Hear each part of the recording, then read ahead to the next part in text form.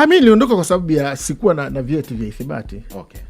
Na katika umri wangu wa miaka 54 mi leo narudi darasani kweli. Mi niko kwenye kibao kimeandikwa exit. Pia nikasome nikasome who, why, where, how. Bana, tupo na mtu mwenye ushawishi hapa, Masudi Kipanya, mchoraji, mbunifu, lakini pia ni hustler, jobless. Tumepiga naye story kuhusiana na ubunifu. Tumegusia sana upande wa gari, najua baadaye wewe utataka kugusia KP wewe au vipi? Bana, nilikuwa napitia hapa, kuna watu wanatusikiliza. Nimeona kuna wadau wanatuandikia pia kwenye YouTube na wengine wananiandikia hapa. Anasema hivi, Watanzania, unadhani Watanzania tuna utamaduni wa kuamini na kununua bidhaa za ubunifu wa ndani? Yani kwa mfano, ikitokea gari lako leo lipo sokoni sambamba na gari lingine, bei ikawa sawa, Mtanzania atawashawishika kununua kitu cha nyumbani? Ni kusema kweli ni swali ambalo wanatakiwa waulize wa Tanzania. Si ndio? Wao wanaonaje? Lakini kitu ambacho mimi kinanipa nguvu, mnakumbuka wakati Bongo Flava inaanza? Bongo Flava wakati inaanza ilikuwa hivi, kwa sababu mimi nilikuwepo.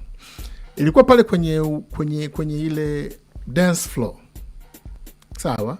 DJ anapiga nyimbo za nje, akiingiza wimbo wa bongo, watu wanatoka, wanaenda kwenye viti kwa nini wana mabaga, unaelewa?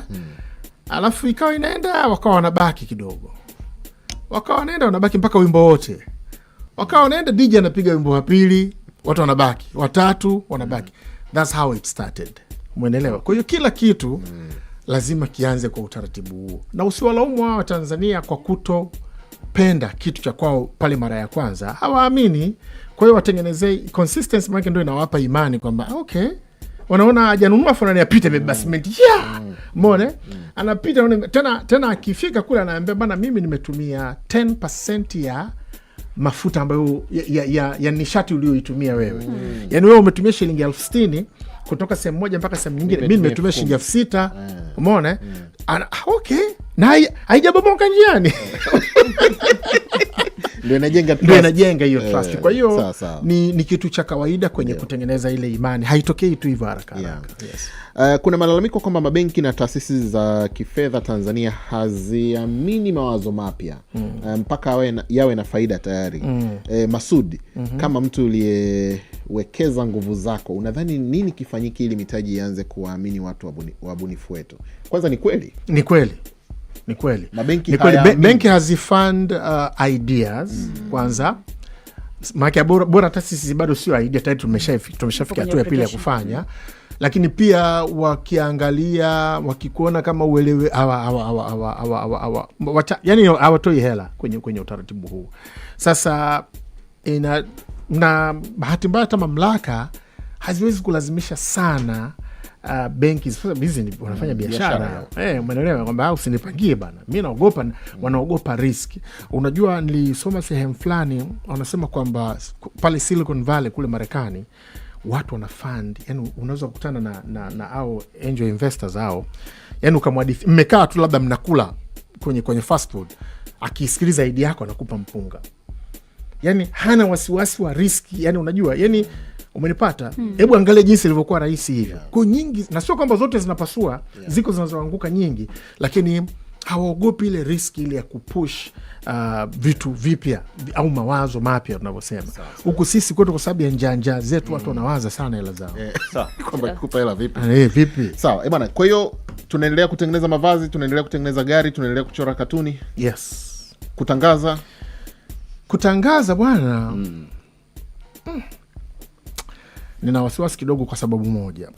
Kwa sababu kwa mfano, niwe mkweli, hela tunazitaka, unajua, sababu tunapotangaza kwa level mtu ambao unakuwa umefika, unalipwa vizuri. Lakini hata leo nikiambiwa nirudi redioni, yani ikitokea mazingira, nina wasiwasi mmoja, kwa sababu nina uhuru sana sasa hivi wa kusafiri. Kwa mfano, unajua, na vitu ambavyo navifanya vinahusisha sana kwenda kukutana na suppliers.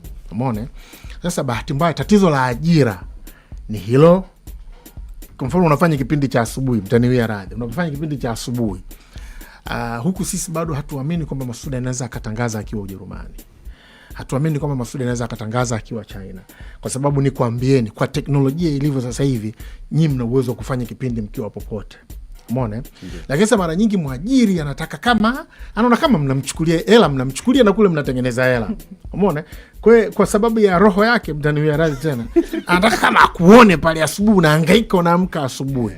Kusema ukweli, yani kwa mazingira kama yale, na kwa hapa nilipofika, unajua mtaani si watoto wa mtaani, kwa sababu ukirudishwa mtaani, kusema ukweli, kuna raha yake ile. Mi hapa sasa hivi kuna mtu kaniambia, sasa hivi sikufichi, sasa hivi kaniambia na kutumia ticket unakuja South Africa asubuhi ya kesho.